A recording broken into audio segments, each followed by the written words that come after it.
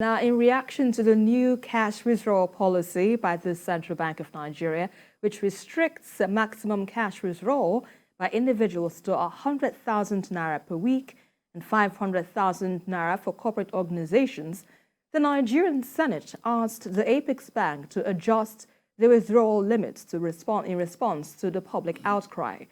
Well, the Senate directed its Committee on Banking to embark on aggressive oversight of the CBN on its commitment to flexible adjustment of the withdrawal limit.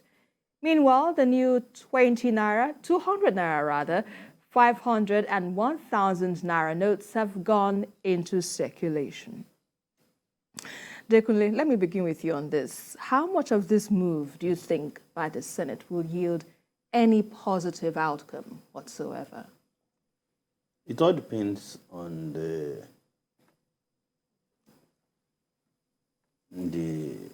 what I would say, what Mr. President, wants.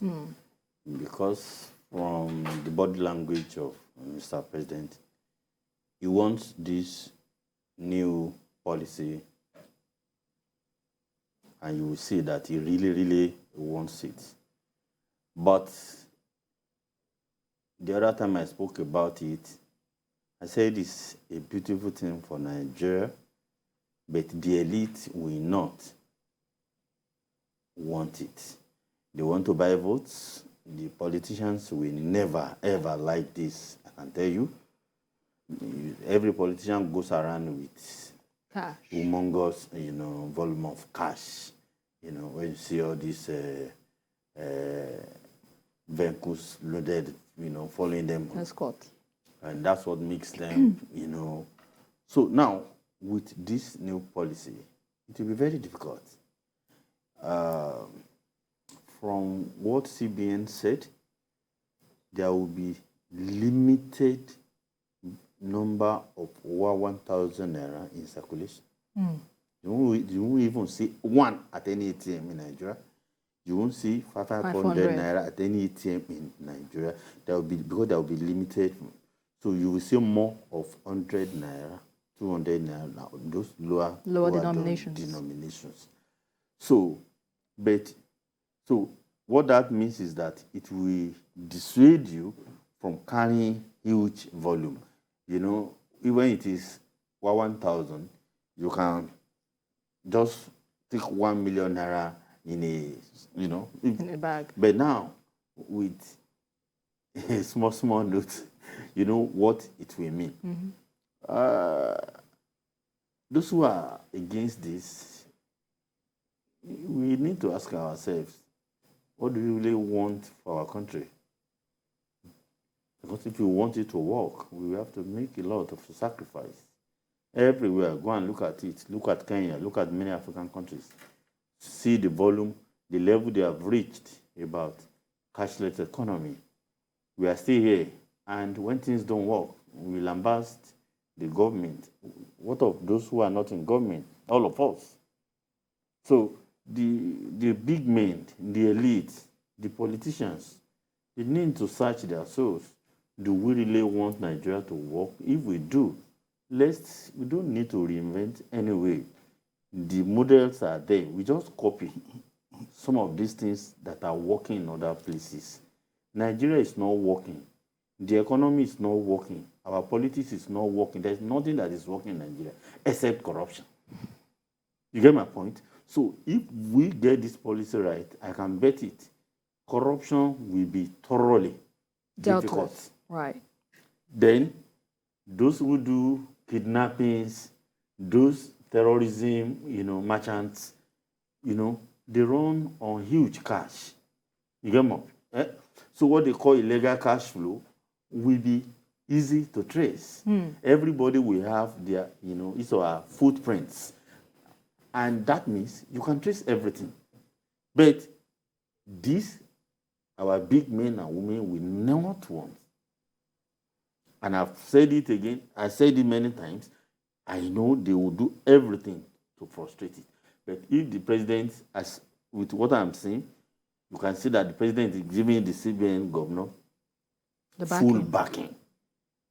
full backing. If that continues, and which I believe it will continue, no matter whatever anybody will say, even if they will relax it, maybe after after the election. I'm just doing it as a conjecture. Right. But from what I'm seeing, I don't see the CBN backing that. Leko, he's talking about making a lot of sacrifice if we're to make Nigeria work. Do you share the same sentiment? Yeah, well, you know, in any human situation, there's always give and take. But on this, I think the Central Bank governor is not really helping with the way he's handling the communication.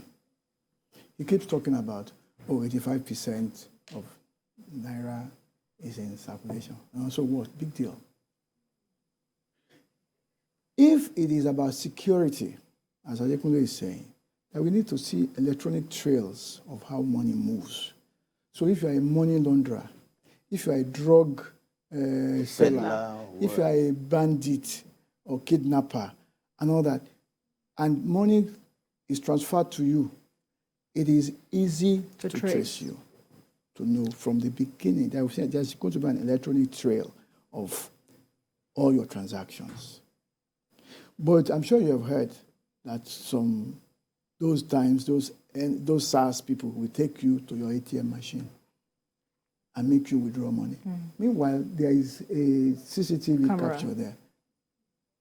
Why don't they interrogate that and then look for those policemen who followed the guy there? Or somebody gets your ATM card from you and compels you to give them your PIN. This thing. Or sometimes policemen who won't bribe ask you to transfer money to them.